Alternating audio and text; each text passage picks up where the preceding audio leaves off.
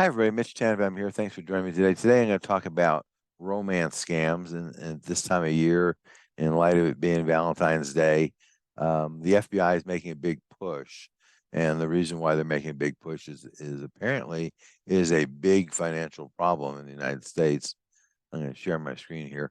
Um, the FBI is reporting it just in this came out of the Western Pennsylvania office of the FBI, but they said that they had nearly 300 victims in Western Pennsylvania, reporting a loss of $7 million. But more importantly, nationwide, roughly 19,000 victims reported a loss of more than $700 million last year. That's a lot of money. And this is probably one of the most underreported crimes for the most part, because people are embarrassed about being conned out of their money. So what happens is, these cons, the way they work is they start online. They'll either work at a dating site or a social media site. Sometimes they're reputable sites. One of the recommendations the FBI has is only use reputable dating sites. But the bad guys understand how that works, and they use the reputable sites too. So that may or may not help. It may reduce the odds of that, but it may not help. And they get into a relationship with you, and then they share. For example, one of the ways the scam works, they share about how they made a lot of money by investing in whatever cryptocurrency, something else. And they say, oh, and there's this really great app that I found, and you should download this app too. And then they send you a link to the app. Of course, the app is fraudulent, right? Um, and the whole profile can be fake, right? And nowadays, with deep fakes and stuff like that, the photos can be fake, the profiles can be fake, the whole thing can be fake. Um, you know, these are recommendations from the FBI. Never provide your financial information or loan money to people online you've never met. I mean, maybe it's legit, but more than likely, most of these things, apparently to the tune of at least $700 million that was reported to the FBI last year, they're fake. Um, Oftentimes, these folks will try to isolate you from your family and friends, because your family and friends will try to explain to you that you're being conned, and they don't want that. Um, one of the other methods the scam works is they tell you about their tales of woe. This is a variant of the one of, gee, this is your niece, your long lost cousin, whatever, and I'm in jail in a foreign country, and I need X money to get out of jail, and blah blah blah. It's kind of a variant of that. So don't believe those stories.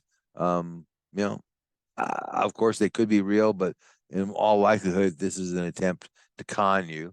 Um, if you're planning to meet somebody in person for the first time, or even not for the first time, do it in public.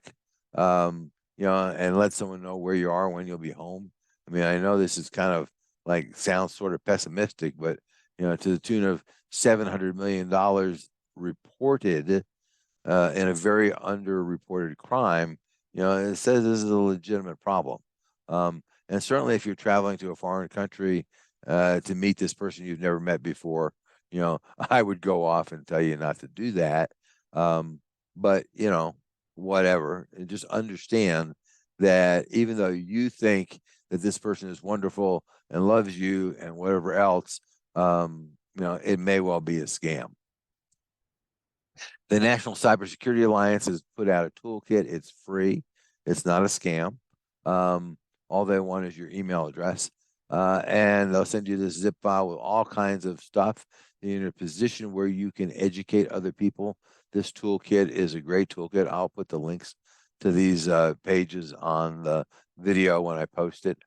And a variant of this called crypto ROM is a cryptocurrency based fraud, where they will go off and tell you, oh, I have this great app and you need to install it, and it's called pig butchering. It's called pig butchering because pigs get fat and then they get slaughtered.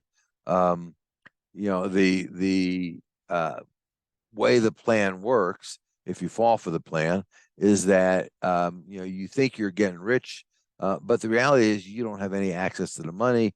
For some of these particular cons, they will let you withdraw a little bit of money, but much less than the amount of money that you put in. And your first clue, by the way, of whether one of these scams is a scam is try withdrawing a whole bunch of money. And if they won't do it, then you've been conned. And at that point, you need to stop doing what you're doing and minimize the losses. But this is apparently a big problem, and people are losing a lot of money. And as always, if we can help you, please reach out to us, and we'll endeavor to assist you in any way we can. Thanks for listening.